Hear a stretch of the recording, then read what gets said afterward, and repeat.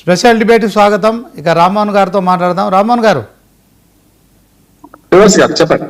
So మొత్తానికి 2025 అనేది తెలంగాణ పాలిటిక్స్లో ఒక కీలక ఘట్టాలు ఎన్నో మరి జరిగిన సంవత్సరంగా మనం చూడవచ్చు. ఓవరాల్గా మరి ఈ 2025 సంవత్సరంలో కాంగ్రెస్ కావచ్చు, బీజేపీ కావచ్చు, బీఆర్ఎస్ ఈ మూడు పార్టీలకు సంబంధించిన అంశంలో సో మీ విశ్లేషణ ఎలా ఉంది? సో తెలంగాణ రాజకీయాల్లో కొంత కేసీఆర్ అయితే మరొకసారి అసెంబ్లీకి రావడం కావచ్చు, ఇదే క్రమంలో పంచాయతీ ఎన్నికలు పూర్తి అవ్వడం, 42% బీసీ రిజర్వేషన్ల అంశం కావచ్చు, కాంగ్రెస్ ఇచ్చిన 6 గ్యారెంటీలు కావచ్చు, అదే క్రమంలో 417 హామీలు కావచ్చు.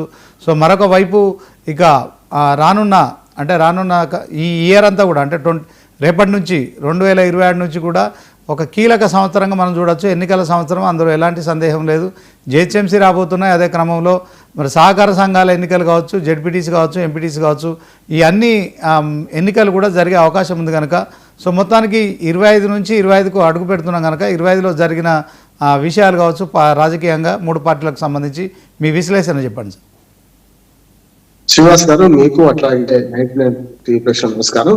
మరొక 8 గంటలలో కొత్త సంవత్సరాలకు అడుగు పెడుతున్నాం. కొత్త ఆకలితో, కొత్త ఆలోచనలతో ముందుకెళ్లే ప్రయత్నం చేయాలి. ఆ ఉద్దేశం ఏంటంటే రాజకీయంగా వాళ్ళు కొట్టుకున్నా తిట్టుకున్నా వాళ్ళందరూ ఒకటే. అన్ని పార్టీలు మనకం చెప్పాలంటే ప్రజలను వంచడానికే ప్రయత్నం చేస్తున్నారు. వాళ్ళ పార్టీల ఓటు బ్యాంక్ రాజకీయాల కోసం ప్రయత్నం చేస్తారు. ప్రజల దృక్పథంతో ఆలోచిస్తా ఉంటాడు. 2025లో కొంచెం ఇష్టం, కొంచెం కష్టం. అంటే రాజకీయ పార్టీలకు వారి ఆలోచన ధోరణితో ఓట్లు రావచ్చు, రాకపోవచ్చు, ఓడని బండ్లు కావచ్చు, బండ్లు ఓడలు కావచ్చు.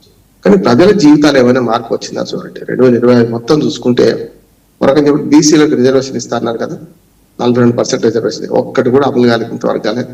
మన పంచాయతీ ఎన్నికల్లో కూడా 17% దిగజారిపోయింది. గతంలో కేసీఆర్ గారి హయాంలో 23% ఉంటే 17% పోయింది, 34 పోయింది, 23 పోయింది.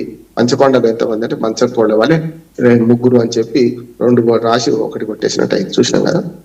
హామీల విషయానికి వస్తే, 6 గ్యారెంటీల విషయానికి వస్తే కూడా చూసినాం మనం. రాజకీయ పార్టీల భవిష్యత్తు చెప్తాను మీరు అడిగిన ప్రశ్నకు.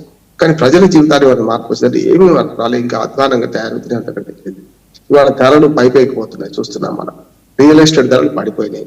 వ్యవసాయదారుల విషయానికి వస్తే వాళ్ళకి ఇచ్చిన హామీలు ఒక్కటి అమలు కావడం లేదు. రుణమాఫీ సగం అయినా సరే అది మంచిదే కాదని లేదు. కానీ రైతు భరోసా పథకం కానీ, లేకపోతే కౌలుదారులకు వాళ్ళ డబ్బులు ఇవ్వడం కానీ, అట్లాగే ఆ వ్యవసాయ కూలీలకు కానీ, ఇవన్నీ చూస్తున్నాం కదా. అసలు సమస్య విడిచిపెట్టి ఈ పార్టీలని పిల్లి మోకలు వేస్తూ వాళ్ళ రాజకీయ ప్రయోజనాల కోసం ఎవరు ఎక్కువ ఎవరు తక్కువ అని మాట్లాడుకుంటున్నారు. అన్నిటికంటే కూడా ఇటీవల మన భారతదేశంలో మనకు కూడా సంబంధించిన తెలుగు రాష్ట్రాలు చూసుకుంటే శ్రీహరికోట నుంచి అద్భుతంగా 6100 కిలోల పెద్ద మెగా బాహుబలి రాకెట్ మనం పైకి అంతరిక్షంలో పంపినాం. అంటే అంతరిక్షంలో విజయాలు సాధిస్తున్నాం. మనం రాజకీయాలు అధ్వానం కాదు, రాజకీయాలు అద్దపాటు ఆడిపోతున్నాయి. చూడండి, తిట్ల పురాణం రాజకీయ దండకం చూస్తున్నా ఒకరి చాలా విషయాలు మీరు ప్రస్తావించారు శ్రీనివాస్ గారు. అంటే 3 పార్టీలు ఏం జరుగుతుందో నేను ప్రజల జీవితాలు మార్పు రాని రాజకీయాలు ఎందుకు అంటున్నాను. ఉదాహరణకు ఎన్నికల మధ్య ఏం జరగాలి? మీరు అన్నారు 2023లో డిసెంబర్ ఎన్నికలు జరిగినాయి. మొన్న డిసెంబర్ 7వ తేదీకి 2 సంవత్సరాలు పూర్తి అయింది ప్రభుత్వం వచ్చి. అటు ప్రతిపక్షాలేమో అర్ధసత్యాలు అసత్యాలతోని ప్రభుత్వం మెచ్చిపోయారు. ప్రభుత్వం ఒకటే సరే గుళ్ళో చేసుకుంటూ మీరు అన్నయ్య బట్టి అని చెప్పి వీళ్ళు పోవడం చూస్తున్నాం. ఎన్నికల్లో గెలిపోవడంలో సహజమే కాదట్లేదు నేను. కానీ ప్రజలు గెలుస్తలేదు, ప్రజలు ఓడిపోతున్నారు. ఎప్పుడు కూడా రాజకీయ పార్టీలు గెలుస్తున్నాయి కదా. నా ఆవేదన అంటే మన అందరూ మీదైనా నాదైనా మన అందరూ ఆవేదన ఏంటంటే ప్రజల జీవితాల్లో మార్పు రాని ఈ ఎన్నికలు ఎందుకు ఈ రాజకీయాలకి అని కనిపిస్తుంది కదా. ఎప్పుడైనా ఇప్పటికంటే ఉన్నతమైన సమాజాన్ని ఊహించుకోవాలి మనం. ఇప్పటికైనా సౌకర్యవంతమైన సమాజాన్ని ఊహించుకోవాలి.